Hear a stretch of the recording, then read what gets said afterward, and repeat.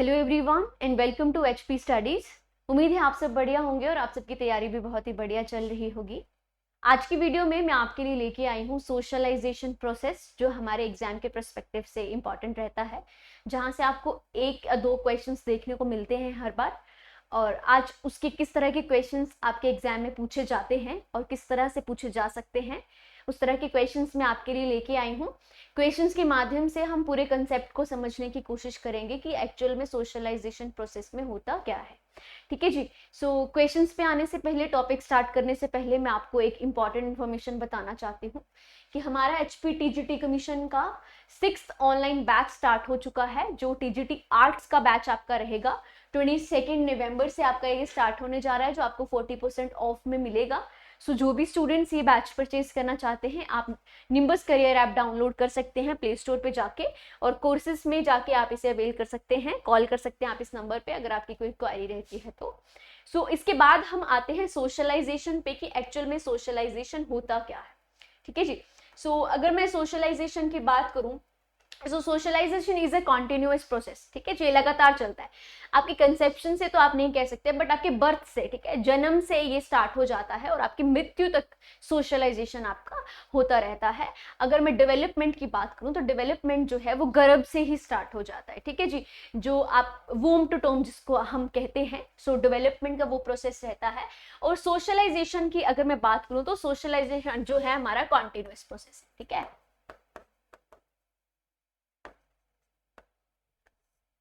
Continuous process आप कह सकते हैं, या आप कह सकते हैं कि बर्थ टू डेथ आपका जो है वो व्यक्ति कुछ ना कुछ सीखता ही रहता है समाज से। किस प्रकार उसका आप कह सकते हैं कि समाजीकरण होता है। सो अगर मैं बात करूं तो ये आपका फॉर्मली भी होगा और इनफॉर्मली भी होगा। So socialization takes place formally and informally. तो दोनों में से किसी भी तरह से आपका समाजीकरण हो सकता है। आप परिवार से सीखते हैं, आप स्कूल से सीखते हैं, आप समाज से सीखते हैं, सोसाइटी से सीखते हैं, नेबर से सीखते हैं, मीडिया से सीखते हैं, अपने दोस्तों से सीखते हैं। तो किस तरह से एक्चुअल में अगर मैं सोशलाइजेशन की बात करूं तो सोशलाइजेशन में क्या आता है, आपके सोसाइटी के नॉर्म्स क्या हैं, बिलीव्स क्या हैं, जो वैल्यूज आप वहां से लेते हैं, आइडियोलॉजी जो आपकी सोसाइटी की रहती है, उन चीजों को समझ के आप अपने अपने में समाहित करते हैं, उसको क्या कहा जाता है, सोशलाइजेशन कहा जाता है। वो आप प्राइमरी एजेंसी भी आपकी हो सकती हैं और सेकेंडरी एजेंसीज भी हो सकती हैं। ठीक है जी। ओके, सो अब मैं बात करती हूँ कि सोशलाइजेशन के कुछ एक एजेंट्स होते हैं। एजेंट्स की अगर मैं बात करूं, सो एजेंट्स पे आते हैं अब हम, एजेंट्स ऑफ सोशलाइजेशन। सो कौन कौन से एजेंट्स आपके होते हैं? मेनली हम एजेंसी में अगर बात करें तो एक्टिव होते हैं, एक्टिवली एक्टिव और पैसिवली। ठीक है जी। एक्टिवली में आपकी फैमिलीज आ जाती हैं। फैमिली में क्योंकि आप एक्टिवली डायरेक्टली जो चीजें सीख रहे हैं वो आप अपनी फैमिली से सीखेंगे। आपकी मदर जिसको कहा जाता है कि जो हमारी फर्स्ट टीचर जिसको कहा जाता है, सो फैमिली से हम चीजें सीखते हैं। पैसिवली जो आप अपनी डे टू डे लाइफ में सीखते हैं, आप कहीं पे भी एक्सपीरियंस करते हैं। फॉर एग्जाम्पल के लिए आपको एक क्वेश्चन में पूछा गया था कि पैसिव एजेंसी कौन सी रहेगी, तो ऑप्शन में आपको दिया गया था आपके इको क्लब हो गए, हेल्थ क्लब हो गया, पीयर हो गए, और पीयर्स के साथ साथ हमें दिया गया था एक पब्लिक लाइब्रेरी। सो सबसे जो आपका बेस्ट ऑप्शन था उसमें, उसका आंसर था हमारा पब्लिक लाइब्रेरी। क्योंकि जो पब्लिक लाइब्रेरी उसमें हर एक व्यक्ति आके चीजों को, बुक्स को पढ़ेगा, तो वो सब पैसिवली आप उसको कह सकते हैं कि निष्क्रिय रूप से आप चीजों को सीख रहे हैं। जबकि एक्टिवली में आ जाएगा जो आप डायरेक्टली सीख रहे हैं, अपनी फैमिली से सीख रहे हैं। तो इसमें मैं पब्लिक लाइब्रेरी लिख सकती हूँ। ठीक है जी। सो ये आ गए हमारे कुछ एजेंट्स। ठीक है जी। अब एजेंट्स के बाद अगर मैं बात करती हूं, सो हमारे कुछ एक टाइप्स आ जाते हैं। ठीक है जी, टाइप्स ऑफ सोशलाइजेशन। अब टाइप्स की अगर मैं बात करूं तो इसमें बहुत सारे टाइप्स जो हैं वो रहते हैं, पर हम मेनली दो चीजों पे फोकस रहते हैं। फर्स्ट है हमारा प्राइमरी सोशलाइजेशन, एंड सेकेंड हमारा आ जाता है सेकेंडरी। ठीक है जी। सो सेकेंडरी आ जाएगा हमारा जिसको आप कहते हैं गौण। या द्वितीयक जिसको आप कह सकते हैं। सो फर्स्ट हमारा सेकेंडरी। अच्छा, अब सेकेंडरी सोशलाइजेशन किस तरह से होता है? प्राइमरी में कौन सी चीजें आ जाएंगी, सेकेंडरी सोशलाइजेशन में कौन सी चीजें आ जाएंगी? सो अगर मैं बात करूं, सो प्राइमरी हमारे हम कहां से लेते हैं? सो लेते हैं हम फैमिली से। डायरेक्ट जो हमारा सोशलाइजेशन होता है, तो बच्चा जो है जब जन्म लेता है तो स्टार्टिंग जो उसका समाजीकरण होगा, वो चीजें सीखेगा, वो होगा उसका फैमिली से, वो हमारी आ जाएंगी प्राइमरी। ठीक है, सेकेंडरी में हमारी उसके बाद जैसे जैसे उसकी उम्र बढ़ेगी उस हिसाब से वो कहाँ जाना शुरू करेगा? स्कूल जाएगा। स्कूल में उसके दोस्त बनेंगे, ठीक है, पीयर ग्रुप जिसको आप कहते हैं। ठीक है जी, उसके बाद वो चीजों को और देखना शुरू करेगा, न्यूज़पेपर बच्चा देखेगा, आप यूट्यूब से चीजें सीखते हैं। सो मीडिया का जो रोल रहता है, टीवी आ गया, रेडियो रह गया, तो ये मीडिया में आ गया। ठीक है जी, सो इस तरह से और भी कई चीजें आ जाती हैं, हमारा कल्चर आ जाता है, हमारी एजुकेशन आ जाती है, रिलीजन आ जाता है, तो ये सब चीजें जो है वो सेकेंडरी में आ जाएंगी। ठीक है जी, तो प्राइमरी में हमारी आ जाती है फैमिली, जबकि क्वेश्चन आपको जो है वो प्राइमरी एजेंट से ज्यादा पूछे जाते हैं, तो उस माध्यम से हमें क्वेश्चन सॉल्व करना है कि जहां से क्वेश्चन पूछे जाते हैं। तो ये सेक्शंस हैं जहां से आपके ज्यादा क्वेश्चन पूछे जाने के चांसेस रहते हैं। ओके, एक मोस्ट इंपॉर्टेंट जो हमारा क्वेश्चन बनता है कि हमारी जो अर्ली चाइल्डहुड है, अर्ली चाइल्डहुड जो हमारा 2 से 6 साल तक रहता है, वो सबसे ज्यादा सेंसिटिव पीरियड रहता है हमारे सोशलाइजेशन का और हमारे लैंग्वेज डेवलपमेंट का, क्योंकि इस एज में बच्चा अपने दोस्तों के साथ रहना शुरू करता है, अपनी फैमिली के साथ रहता है, स्कूल जाता है, तो उन सब का इन्फ्लुएंस सबसे ज्यादा जो समाजीकरण होता है वो होता है अर्ली चाइल्डहुड में। तो इस तरह के क्वेश्चंस भी इसमें आपके एग्जाम में पूछे गए हैं कि कौन सा ऐसा पीरियड है, कौन सी ऐसी स्टेज है जहां पे बच्चे का सोशलाइजेशन या लैंग्वेज डेवलपमेंट सबसे ज्यादा होती है, तो वो होती है हमारी अर्ली चाइल्डहुड में। सो इस पर्सपेक्टिव से ये हमारा सोशलाइजेशन का प्रोसेस रहता है, और एग्जाम के पॉइंट ऑफ व्यू से मैं कोशिश करती हूँ कि आपको कम टाइम में ज्यादा चीजें समझाई जाए। ठीक है जी, सो ये हमें याद रखना है, कुछ तो इसके एजेंट्स याद रखने की, एक्टिव में कौन सी आ जाएंगे, पैसिव में कौन सी आ जाएंगी, प्राइमरी एजेंसीज कौन सी आ जाएंगी, सेकेंडरी में कौन सी आ जाएंगी। सो ये चीजें हमें जानना बहुत ज्यादा जरूरी रहती है। अब हम देखते हैं कि किस तरह के क्वेश्चंस हमारे एग्जाम में पूछे जाते हैं। ठीक है जी, सो क्वेश्चंस पे चलते हैं। फर्स्ट क्वेश्चन है हमारा, dash is the process in which a Childs pick up social skills, ideas and values through interaction with parents, teacher, peers and significant other। वह प्रक्रिया जिसमें एक बच्चे अपने माता पिता, समकक्षी व अन्य महत्वपूर्ण व्यक्तियों से अंतरक्रिया करके सामाजिक कौशल, विचार और मूल्य सीखते हैं। यानी इंटरेक्शन करके, किनके साथ? अपने पेरेंट्स के साथ, अपने पेयर्स के साथ और बाकी लोगों के साथ, बाकी सोसाइटी में आपके रिलेटिव्स जो हैं, तो इन 3 पेरेंट्स, टीचर, पेयर के साथ जो इंटरेक्शन करके क्या सीखते हैं? सोशल स्किल्स, यानी जो सामाजिक मूल्य होते हैं, आइडियाज और वैल्यूज। ठीक है जी, सो मूल्य सीखते हैं, आइडियाज सीखते हैं, तो किन के साथ जुड़ के सीखेंगे और किस में सीखेंगे? सोशलाइजेशन। ठीक है जी, समाजीकरण होगा उससे, बच्चे का क्या होगा? जब ये चीजें बच्चा सीख रहा है तो उसका क्या हो रहा है? समाजीकरण हो रहा। स्कैफोल्डिंग में वो चीजें आ जाएंगी जब एक हम ये पढ़ते हैं वाइगोस्की की थ्योरी में, वाइगोस्की जिसमें बात करते हैं कि अगर कोई बच्चा कुछ काम कर रहा है, कुछ सीख रहा है और सीखते वक्त वो किसी चीज में अटक जाता है, तो उसको जब आप मेहनत थोड़ी सी, आप कह सकते हैं हिंट देते हैं, क्लू देते हैं उस काम को आगे करने के लिए, जिससे बच्चा वो चीजें आराम से करने लग जाता है, तो स्कैफोल्डिंग उसको कहा जाता है। मेटाकॉग्निशन किस्म, कॉग्निशन की बात इसमें नहीं की है, ना ही इंटीग्रेशन किस्म बात की गई है। तो राइट आंसर हमारा हो जाएगा socialization. Mass media is becoming a very important agency of socialization, यानी मास मीडिया जिसको कहा जाता है वो समाजीकरण की एक महत्वपूर्ण एजेंसी बन रही है। Which one of the following is the most appropriate statement, इनमें से एक अप्रोप्रिएट स्टेटमेंट कौन सी हो सकती है? Socialization is done by the parents and the family only, कि समाजीकरण जो है वो केवल माता पिता और परिवार द्वारा ही किया जा सकता है। Media is a very good way to advertise और सेल प्रोडक्ट। के मीडिया जो है वो बहुत ही अच्छा वे है किसी प्रोडक्ट को सेल करने के लिए, किसी चीज को एडवर्टाइज करने के लिए। तो ठीक है, यहाँ तक भी हम बट ये माध्यम नहीं है कि मीडिया से सिर्फ आप किसी प्रोडक्ट को ही सेल कर सकते हैं। हम भी मीडिया के माध्यम से चीजों को पढ़ रहे हैं या समझ रहे हैं। Children can not directly interact with media. बच्चे डायरेक्टली मीडिया से बातचीत नहीं कर सकते हैं, जबकि आप डायरेक्टली एक चीजें देख सकते हैं कोविड के बाद, जब हमारी क्लासेस डायरेक्टली वर्चुअल लर्निंग, जिसमें आप कह सकते हैं कि हमारी सिर्फ लाइव क्लासेस होती थी, तो बच्चे जो है वो डायरेक्टली इंटरेक्ट कर सकते हैं। Access to mass media is growing a mass media influence attitudes, values and belief. यानी जनसंचार माध्यम की पहुंच इतनी बढ़ रही है, जो जनसंचार माध्यम व्यवहार, मूल्य और मान्यताओं को प्रभावित करते हैं, कि हम मास मीडिया से एटीट्यूड सीखते हैं, बिलीफ समझे आती हैं, और बहुत सारी वैल्यूज जो हैं वो हम क्या करते हैं, मास मीडिया से असेस करते हैं।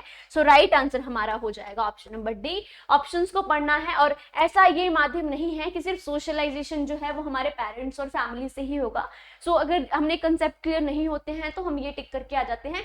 एडवर्टाइज करना, से प्रोडक्ट्स को सेल करना सिर्फ यही माध्यम नहीं है मीडिया का, और बच्चे इंटरेक्ट नहीं कर सकते हैं। आप सब जानते हैं कि इस जो समय, जिस दौर से हम गुजरे और आज के समय में अगर हम बात करते हैं, तो मीडिया एक बहुत ज़्यादा इंपॉर्टेंट रोल प्ले करता है हमारी एजुकेशन में। अगर मैं आपको कुछ कंसेप्ट बता सकती हूँ, जैसे फॉर एग्जाम्पल हम कुछ एक चीज़ें पढ़ते हैं, जैसे है ना, एक सोशलाइजेशन में हमारी फॉर्मल एजुकेशन, हमारी नॉन फॉर्मल एजुकेशन और हमारी इनफॉर्मल एजुकेशन। सो आप सब जानते हैं कि फॉर्मल एजुकेशन में तो ठीक है, डायरेक्ट 1-to-1 इंटरेक्शन हो जाता है, टीचर बैठा है, स्टूडेंट बैठा है, दोनों तरफ से क्वेश्चन हो रहे, तो वो फॉर्मल एजुकेशन जो आप एक क्लासरूम में बैठ के लेते हैं। इनफॉर्मल एजुकेशन वो हो जाती है जो आपकी अपनी डे टू डे लाइफ में लेते हैं ना। अब नॉन फॉर्मल एजुकेशन की बात करते हैं, तो नॉन फॉर्मल एजुकेशन ये है कि आप लाइव बैठ के फोन के माध्यम से आप पढ़ सकते हैं, आप अपने एग्जाम्स दे सकते हैं, आप कई सारे सर्टिफिकेट्स वहां से ले सकते हैं, कई सारी वर्कशॉप्स जो हैं वो हम ऑनलाइन लेते हैं। तो ये मीडिया का एक माध्यम बन जाता है, ठीक है, जिस हिसाब से हमारी कौन सी एजुकेशन हो जाती है, नॉन फॉर्मल एजुकेशन जिसको कहा जाता है। सो अब हम आते हैं interaction of parents with teachers comes under. अब ये एक थ्योरी है जो आप पढ़ते हैं, ये काफी इंपॉर्टेंट। पेरेंट्स और टीचर का इंटरेक्शन किसके मध्य आता है, तो वो आता है हमारा किसके मध्य, मेसो सिस्टम के मध्य, ठीक है जी। अब मेसो सिस्टम के मध्य पेरेंट्स टीचर इंटरेक्शन आ जाएगा। हम 5 तरह के सिस्टम्स के बारे में पढ़ते हैं, जिसमें सबसे पहले हमारा आ जाता है माइक्रो सिस्टम, फिर मेसो सिस्टम, एक्सो सिस्टम, मैक्रो सिस्टम और क्रोमो सिस्टम। तो ये काफी ज्यादा इंपॉर्टेंट, इस तरह के क्वेश्चंस आपके एग्जाम में पूछे जाते हैं।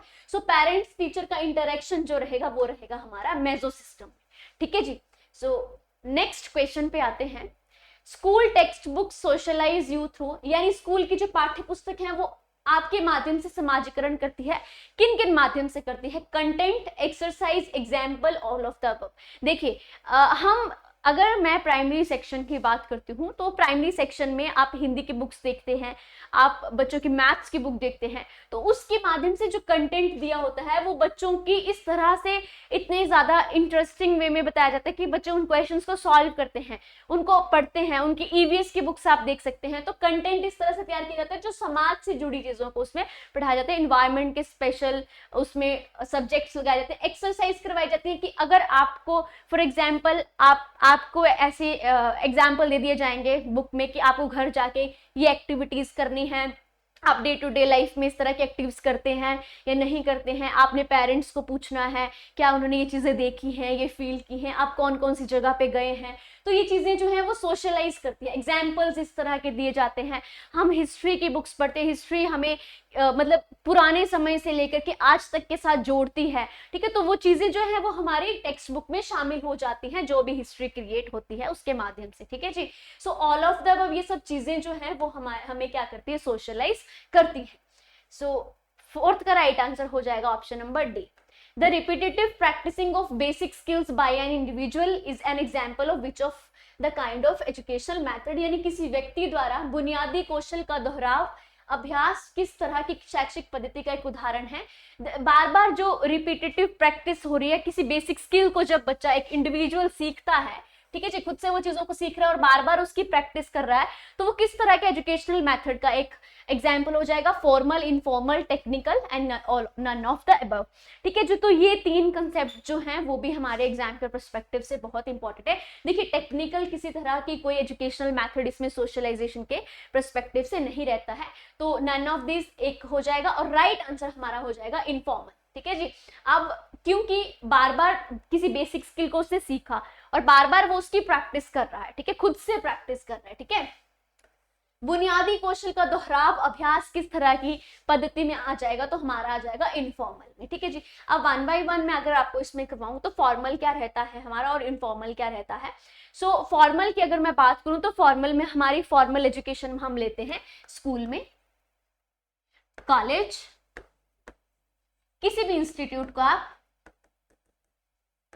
ठीक है जी, तो इंस्टीट्यूशंस जो हमारे स्कूल्स हो गए वो एजुकेशन हम 1 to 1 जो जैसा मैंने आपको बताया कि क्लासरूम में बैठ के एजुकेशन लेना, ठीक है जी, तो वो आ जाती है हमारी फॉर्मल में। इनफॉर्मल में हमारी जो पुराने समय में ऋषि मुनि होते थे, ठीक है जी, तो वो जो शिक्षा देते थे अपने शिष्यों को, तो वो जैसे पीपल के पेड़ के नीचे बैठ के जो शिक्षा दी जाती थी, तो वो हमारी फॉर्मल एजुकेशन में काउंट होती है। अब इनफॉर्मल की अगर मैं बात करूं तो इनफॉर्मल में हमारे जो हम अपने डे टू डे लाइफ में एक्सपीरियंस करते हैं, अगर आप कहीं पे चल रहे हैं, आपने कोई चीज़ नई देख ली, आपने कोई बोर्ड देख लिया, आप वहाँ से कुछ सीख रहे हैं, ठीक है, तो वो हमारी आ जाती है इनफॉर्मल में, जो घर में सीखते हैं, सोसाइटी में सीखते हैं, पीयर से सीखते हैं, अपने फैमिली मेम्बर से सीखते हैं, तो वो इनफॉर्मल में आ जाएगी। एक हमारी आ जाती है नॉन फॉर्मल। अब नॉन फॉर्मल में कौन सी आ गई, नॉन फॉर्मल में वो एजुकेशन आ जाती है जो आप सामने बैठ के तो नहीं लेते हैं, बट एक दीवार के दूसरी तरफ जो आप एजुकेशन लेते हैं। जैसे फॉर एग्जांपल आप नॉन अटेंडिंग अगर आप कोई डिग्री कर रहे हैं या आप कॉरेस्पॉन्डेंस करते हैं, हम डिग्री है ना, मान लीजिए मैंने एमए किया, अब एमए मैंने कॉरेस्पॉन्डेंस किया प्राइवेट किसी यूनिवर्सिटी से, तो इग्नू को ले लिया है ना, Indira Gandhi national open university ले लिया, या मैंने अपनी 11th-12th प्राइवेट NIOS से की है, तो वो मुझे डिग्री तो लेंगे बट हम उसको किस में काउंट नहीं करेंगे, फॉर्मल एजुकेशन में काउंट नहीं करेंगे, तो ये नॉन फॉर्मल में आ जाती है। हम यूट्यूब से, आप हमसे जो सीख रहे हैं, हम आपसे जो सीख रहे हैं, हम लाइव क्लास लगाते हैं, लाइव क्लास में जो मैं आपसे सीखती हूँ, आप मुझसे सीखते हो, तो वो हमारी आ जाती है नॉन फॉर्मल एजुकेशन। ठीक है जी, तो ये 3 मेथड्स रहते हैं जो आपके एग्जाम के पर्सपेक्टिव से जरूरत है। इसके राइट आंसर हमारा हो जाएगा option number B. Children in stage can reason hypothetically and develop concern around social issues, यानी किस चरण में बच्चे निगमनात्मक तर्क कर पाते हैं, वह सामाजिक मुद्दों को सरेगार कर पाते हैं। अब ऑप्शंस आप देखेंगे, sensory motor, pre operational stage, concrete operational stage and formal operations. तो आप ऑप्शंस के माध्यम से आप ये देखेंगे कि ये क्वेश्चन कहाँ से आया, हमारा प्याजे से आया। ठीक है जी, अब ठीक है, प्याजे से तो आया है, पर पर्सपेक्टिव क्या है जिसमें बच्चा सोशल इश्यूज के बारे में समझना शुरू कर देता है और उसमें हाइपोथेटिकली डिडक्टिव रीजनिंग आना शुरू हो जाती है। हाइपोथेटिकली यानी हाइपोथेसिस बनाना शुरू कर देता है, ये समझ जाता है कि अगर कोई प्रॉब्लम है तो हमें किस तरह से उसकी हाइपोथेसिस बनानी है, ऑब्जेक्टिव्स बनाने हैं, उन चीजों को समझने लग जाता है और सोशल इश्यूज के बारे में अलर्ट हो जाता है। ठीक है, सामाजिक मुद्दे जो रहते हैं उनके प्रति सरोकार हो जाता है।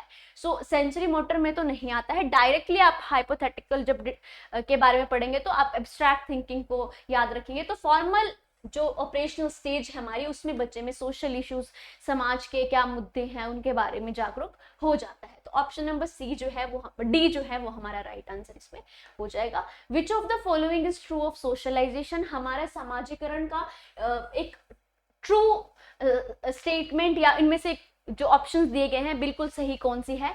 Early childhood is the period of most intense and most crucial socialization, यानी अर्ली चाइल्डहुड 2 से 6 साल तक का जो बच्चा है, ठीक है जी, वो जो है वो स्टेज जो है वो बहुत ही ज्यादा क्रूशियल और इंटेंस पीरियड रहता है किसका, सोशलाइजेशन का। Socialization continue until we are adult and they usually stop because we have learned our culture by that time, यानी सोशलाइजेशन कंटिन्यू रहता है, तब तक जारी रहता है जब तक हम क्या है, एडल्ट नहीं हो जाते हैं, और उस एडल्ट होने के बाद क्या है वो क्या हो जाएगा, रुक जाता है, क्योंकि हमने उस समय तक अपनी संस्कृति के बारे में सीख लिया जाता है। अगर हम संस्कृति की बात की बारे में बात करें तो संस्कृति के बारे में हम कभी ना कभी संस्कृति में बदलाव होता रहेगा और हम कुछ ना कुछ नया सीखते रहेंगे। तो ऐसा नहीं है कि एडल्ट होने तक आपने सिर्फ सोशल कल्चर तो सीख लिया, पर बाकी भी तो आपकी डे टू डे लाइफ में बहुत सारी चीजें होती हैं। हम कहते हैं कि एक परिवर्तन जो है वो जीवन का एक नियम है कि समय के साथ चेंजेस होते ही रहते हैं। सो ऐसा नहीं है कि समाजीकरण जो है अडल्ट हो गए हम तो उसके बाद हम कल्चर सीख लिया और वो रुक गया। All culture use the same techniques to socialize their children, यानी सभी संस्कृतियां जो हैं वो अपने बच्चों को सामाजिक बनाने के लिए समान तकनीकों का प्रयोग करती हैं। ऐसा नहीं है हमारे अपने अगर देश की बात करो, अगर हम दुनिया की बात ना करें तो हमारे देश में कितने कल्चर हैं, ठीक है, बहुत वैरायटी ऑफ कल्चर्स हैं और वेरी करते हैं वो स्टेट के हिसाब से, हमारे रीजन के हिसाब से। तो संस्कृति सेम टेक्निक हम नहीं यूज कर सकते हैं बच्चों को सोशलाइज करने के लिए। ऑल ऑफ द अबव इसका राइट आंसर हो जाएगा। सो बिल्कुल सही आंसर ट्रू जो है सोशलाइजेशन का वो हमारा ऑप्शन नंबर ए हो जाएगा कि अर्ली चाइल्डहुड जब बच्चा 2 से 6 साल तक का होता है तो वो सोशलाइजेशन का एक क्रूशियल पीरियड होता है, क्योंकि वो एक्टिवली सीख रहा होता है और उसको पैसिवली भी सीख रहा होता है। ठीक है जी, हम प्राइमरी एजेंसी जो मैंने आपको बताया कि वो फैमिली के साथ भी जुड़ा रहता है, उसके बाद वो स्कूल जाना शुरू कर देता है, उसके बाद पीयर से मिलता है अपने, तो मीडिया वो सब चीजें जो है वो एकदम रोल प्ले करती है और इसी समय में बच्चा जो है वो सोसाइटी में क्या करता है, अपनी भूमिका निभाना शुरू कर देता है। ठीक है जी। सो 8th क्वेश्चन पे आते हैं। Dash is primary agent agency of socialization is very young children, यानी बहुत छोटे बच्चों के लिए समाजीकरण की प्राथमिक संस्था क्या हो सकती है? Print media, religious organization, school and immediate family. So जो हमारे इमीडिएट फैमिली है, ठीक है जी। अब आप बहुत छोटे बच्चों की बात कर रहे हो तो बहुत छोटे की भी अगर मैं बात करूं तो कम से कम 5 से 6 साल तक का बच्चे की तो हम बात करेंगे जो अर्ली चाइल्डहुड तक वो आएगा। ठीक है जी। तो उसमें जो है वो प्राइमरी एजेंट की बात की। देखिए प्राइमरी एजेंट चाहे छोटे बच्चों की बात की जाए चाहे बड़े बच्चों की बात की जाए, उनके लिए दोनों इमीडिएट फैमिली जो है वो हमारा राइट आंसर हो जाएगा। फैमिली कभी भी सेकेंडरी में नहीं आएगी, चाहे बड़ों की बात की जाए चाहे छोटों की बात की जाए। ठीक है जी। सो इमीडिएट फैमिली जो है वो हमारा राइट आंसर इसमें हो जाएगा। The process of teaching young generation about social processes through everyday interaction is called, यानी वह प्रक्रिया जिसमें युवा पीढ़ी रोजमर्रा की अंतरक्रिया से सामाजिक प्रक्रियाओं को सीखती है। ठीक है, इंटरेक्शन के साथ क्या सीखते हैं हम? सोशल प्रोसेस के बारे में सीखते हैं। ठीक है, हर दिन की जो हमारी इंटरेक्शन रहती है, सो किसके माध्यम से हम सीखते हैं? सोशबिलिटी, कल्चरिंग, सोशलाइजेशन और डिलेड इमिटेशन। देखिए डिलेड इमिटेशन में वो आ गई कि आपने किसी चीज की नकल करने को सीखी और आपने कुछ समय बाद उसकी नकल की। सो डिलेड इमिटेशन तो ये होगा ही नहीं, क्योंकि the process of teaching young generation about social process, बच्चों को बताना किसके बारे में? सोशल प्रोसेस के बारे में बताना, एवरीडे इंटरेक्शन, हर दिन की जो अंतरक्रिया रहेगी उसके माध्यम से। सो कल्चरिंग भी इसका, देखिए कल्चरिंग क्या है? संस्कृति के माध्यम से, संवर्धन इसको कहा गया, इसके माध्यम से भी नहीं होगा। सोशबिलिटी ये है कि जो बच्चा सोसाइटी में या बहुत एक्टिव रहता है। ठीक है, तो हमारा राइट आंसर क्या हो जाएगा? सामाजिकरण इसका राइट आंसर हो जाएगा। समाजीकरण बच्चे का होगा अगर आप उसको किसके बारे में बता रहे हैं? सोशल प्रोसेस के बारे में बता रहे हैं, डे टू डे की इंटरेक्शन के साथ। During childhood, which of the following agency act as primary agency of socialization of children? देखिए प्राइमरी एजेंसी और सेकेंडरी एजेंसी जो है वो आपके एग्जाम के पर्सपेक्टिव से बहुत इंपॉर्टेंट है। सो मैं आपको अभी तक भी बता चुकी हूँ कि प्राइमरी एजेंसी में हमारी कौन सी आ जाती है? फैमिली। और कई बार ऑप्शन के माध्यम से हमें नेबरहुड भी आ जाता है। और सेकेंडरी में अगर मैं बात करूं तो हमारे आ जाएंगे स्कूल, हमारे पीयर्स, हमारी मीडिया। देखिए ये मेन जो है वो आपने याद रखने हैं। इसके बाद हमारी एजुकेशन आ जाएगी, हमारे कल्चर, हमारा रिलीजन, ये सब चीजें जो है वो भी हमारी किस में आ जाएंगी? सेकेंडरी में आ जाएंगी। सो मेन आपने जो याद रखनी है वो रखनी है हमारी कौन सी? स्कूल, पीयर और मीडिया। सो हमें बताया गया है कि प्राइमरी एजेंसी सोशलाइजेशन की, तो बिल्कुल सोशल मीडिया बिल्कुल नहीं, क्योंकि ये सेकेंडरी में आ जाएगी। फैमिली जी बिल्कुल, और लॉज भी नहीं आएंगे। और रिलीजियस ऑर्गेनाइजेशन जो है वो भी हमारी किस में आ जाती है? सेकेंडरी में आ जाती है। क्वेश्चन को पढ़ना है, उसके माध्यम से ही हमें इसका क्या करना है? सही उत्तर लगाना है। Children learn their societal role through the process of, बच्चे अपने समाज में अपनी भूमिका को किन प्रक्रियाओं द्वारा सीखते हैं, किस प्रक्रिया के माध्यम से बच्चे समाजीकरण की प्रक्रिया के बारे में समझेंगे। सोशलाइजेशन और acculturation, assimilation and accommodation, adaptation and accommodation और adaptation and accumulation। सो देखिए, जो हमारा एसिमिलेशन और एकोमोडेशन है ये हमारा पार्ट हो जाता है सोशलाइजेशन में, कि समाजीकरण में ही बच्चा एसिमिलेट करता है और क्या करता है, एकोमोडेट करता है। तो ये दोनों चीजें जो है वो हमारी सोशलाइजेशन के अंदर आ जाएंगी। अडेप्ट करना, एकोमोडेट करना, ये चीजें भी हमारी किसके अंदर आ जाएंगी, सोशलाइजेशन के अंदर। अडेप्ट करना भी सोशलाइजेशन के अंदर आ जाएगा। सो एक्लचरेशन और क्या है हमारा, सोशलाइजेशन राइट आंसर हो जाएगा। जब बच्चा अपने सोसाइटल रोल समझ लेता है, मतलब वो समाजीकरण के प्रोसेस में है, ठीक है जी। और एक्लचरेशन क्या होता है, जब हम नई नई संस्कृति के बारे में चीजों को सीखते हैं, उसको क्या कहा जाता है, कल्चरेशन। सो राइट आंसर हमारा हो जाएगा option number A. Which statement is correct about the socialization of very young children. अगर बहुत ही छोटा बच्चा है, ठीक है, बहुत आप यंग चाइल्ड की बात करें तो कौन सी स्टेटमेंट करेक्ट होगी उसके सोशलाइजेशन के माध्यम से। School is the primary agency of socialization. देखिए, प्राइमरी एजेंसी में सिर्फ एक ही आएगा, वो आएगी हमारी फैमिली, तो ये गलत हो जाएगा। Family is the primary agency, जी बिल्कुल सही है। नेक्स्ट ऑप्शन पे आते हैं।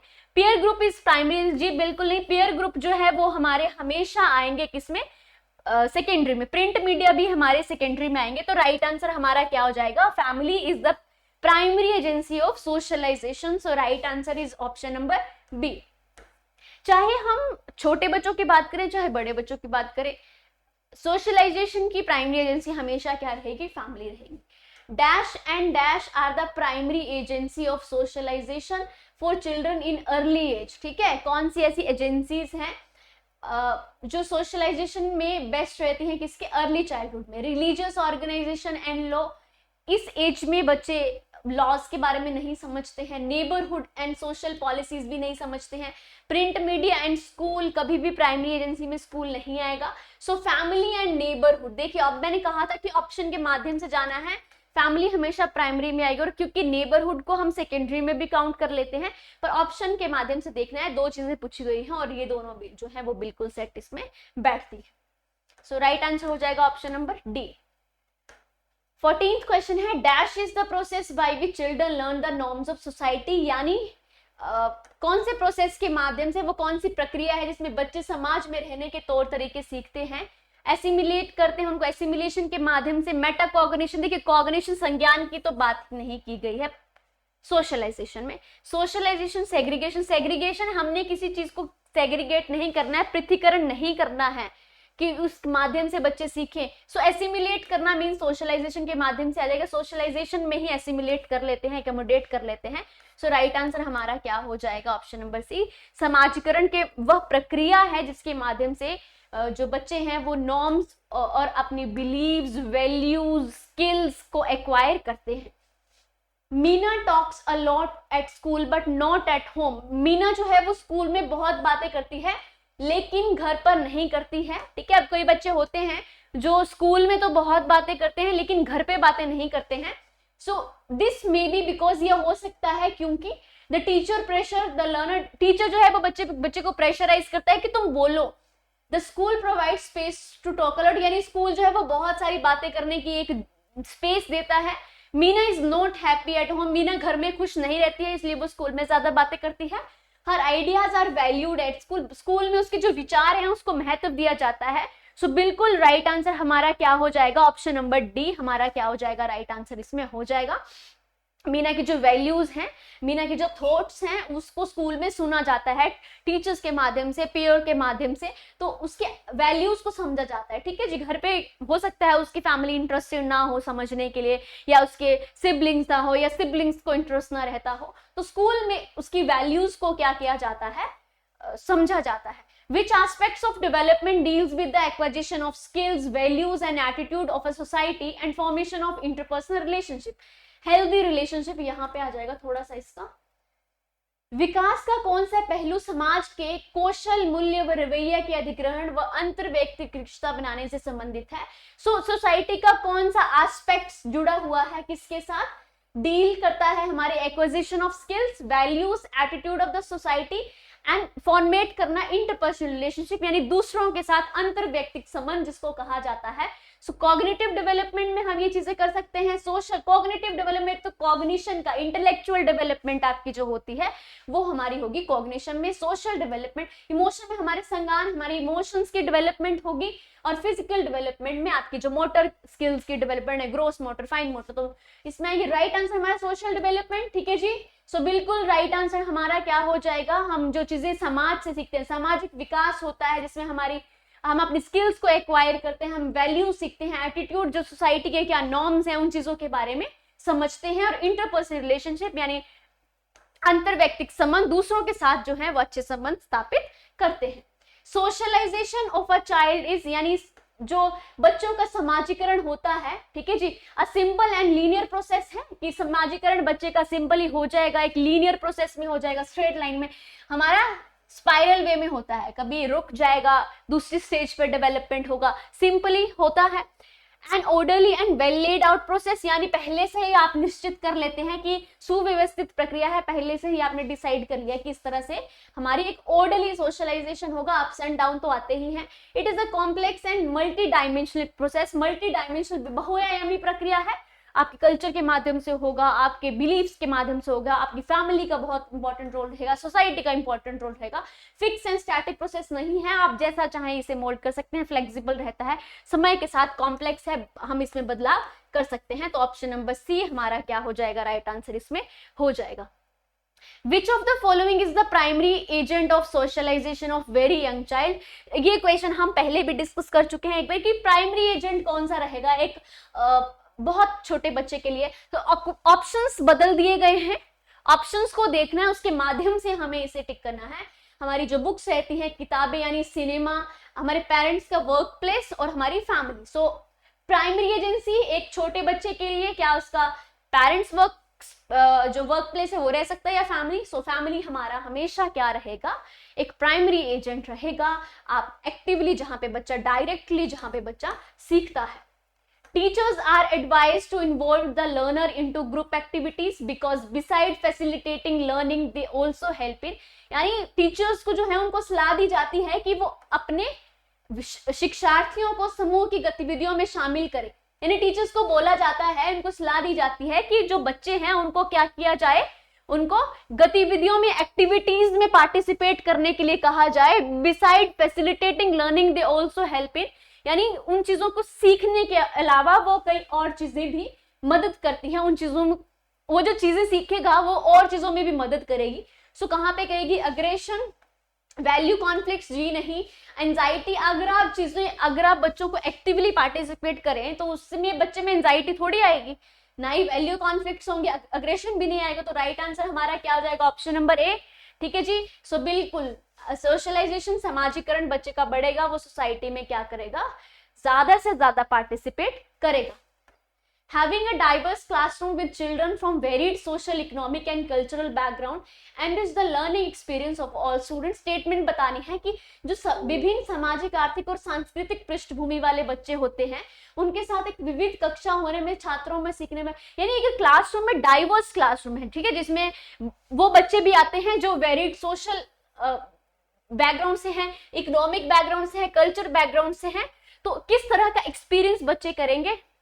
स्टेटमेंट्स दी गई हैं, बिल्कुल करेक्ट स्टेटमेंट है कि हाँ बच्चे जो हैं उनमें उनके लर्निंग एक्सपीरियंस अच्छे होंगे। इनकरेक्ट है, करेक्ट है, करेक्ट और इनकरेक्ट। जी बिल्कुल करेक्ट हो जाएगा।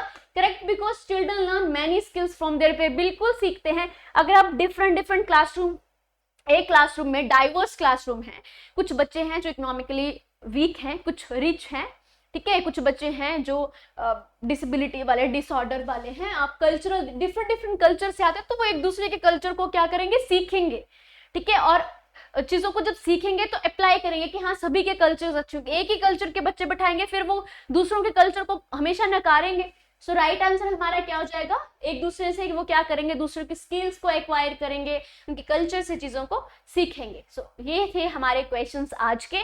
सो काफी अच्छे क्वेश्चंस हमारे रहे हैं। सोशलाइजेशन से ऐसे ही क्वेश्चंस आपके बनेंगे।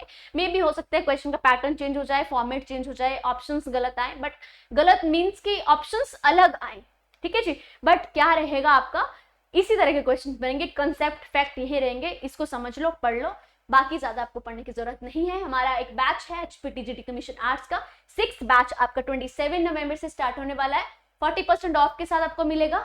जो बच्चे बैच लेना चाहते हैं, निम्बस करियर ऐप को डाउनलोड कीजिए, वहां पे आप ले सकते हैं। कॉन्टैक्ट कर सकते हैं इस नंबर पे, टेलीग्राम चैनल दिया गया है, आप इसे ज्वाइन कर सकते हैं, और कोई क्वेरी रहती है तो आप यहाँ पे इस नंबर पे पूछ सकते हैं। बाकी जुड़े रहिए हमारे साथ, चैनल को लाइक कीजिए, सब्सक्राइब कीजिए, और कैसी लगती हैं वीडियोस कमेंट में जरूर बताइए। सो अच्छे से अपनी तैयारी रखिए। अब मिलेंगे हम आपको नेक्स्ट वीडियो में। सो तब तक के लिए धन्यवाद। Thank you so much everyone, thank you.